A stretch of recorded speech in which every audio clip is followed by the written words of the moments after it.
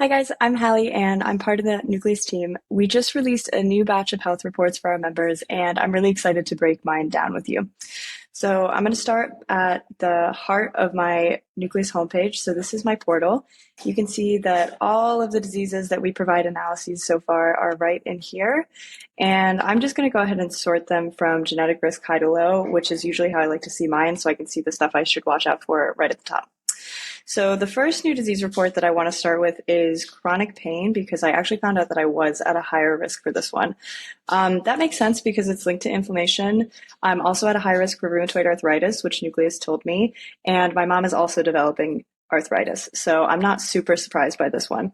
What I really like about this new set of reports that we released is that a lot of them affect women, and chronic pain specifically affects women more than men. And it can be really tough to figure out the difference between something actually being wrong and you just being in a little bit of pain. So if you find out that you're at a high risk for chronic pain and it's also something that you experience a lot, it's a good sign that you should probably talk to a doctor to think about the next steps to take. The nice thing here is that we just launched our AI health tips feature. And what I really love about the chronic pain one is that it tells you some supplements that you might want to start incorporating. So specifically for this one, it recommends omega-3 fatty acids.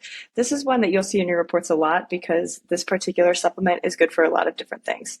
So I also see here that exercise can help reduce my risk. And I love the suggestions that they make because these are things that I always want my mom to do, especially like these low impact things for arthritis. So I'm going to continue to recommend those with her. I always recommend yoga, which she doesn't like. So maybe she'll like swimming.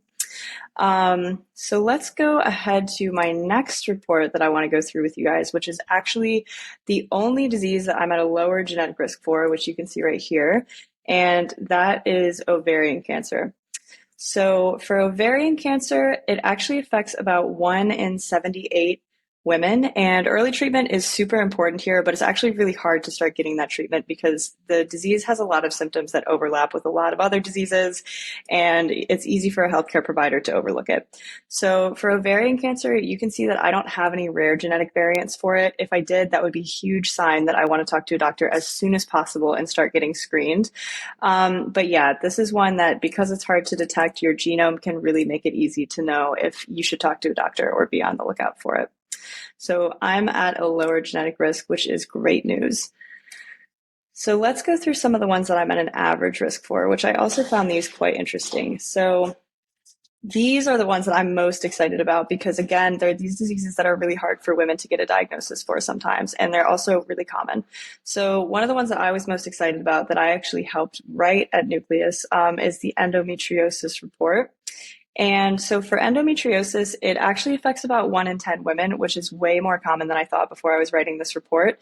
And endometriosis can cause painful periods, which doctors can often overlook. Heavy periods, painful periods, those aren't normal. A lot of women assume that they are. But if this is something that you're going through, you should definitely find a provider who will listen to you and take these concerns seriously because it could be a sign of something different. And that's especially true if you are looking at your genetics and see that you have a lot of risk factors for a condition. It's a good sign that you want to start paying attention to some of those subtle things that can actually seem like they're normal, but they're not. The last one that I want to talk about is PCOS, or polycystic ovary syndrome. So this is one that I was also at an average risk for, and this is another one that a lot of women can struggle to get a diagnosis for because, again, it's those same symptoms that overlap with a lot of other things, and especially for PCOS, a hormonal condition, it's really easy to confuse it with other things. So that's why you can see here about 70% of women who have PCOS actually go undiagnosed, which means that they are not able to really get treatment for this, and it means that you're living in a lot of pain that you don't need to. So that's a really shocking statistic. And the other thing that you can see when you go through the report as well is that you can actually see that this is a disease that's linked to BMI, or your body mass index, which is kind of the ratio between your muscle mass and your weight. So if you have a higher BMI, you're at a higher risk for PCOS. And I really like that this part of the report breaks that down because for me, like I already know if I were at a high BMI, I would be more at risk for heart disease or type 2 diabetes. But it's really nice to know that you can also be at risk for some diseases that affect just women and especially hormonal conditions. So this is something that I'll definitely keep in mind.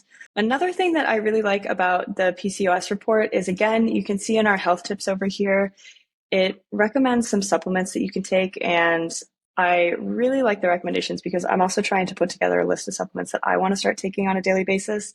And for this one, I like that it lists inositol, which I've actually never heard of before, but I'm definitely going to look into it and see if it's something that I might want to add to my routine.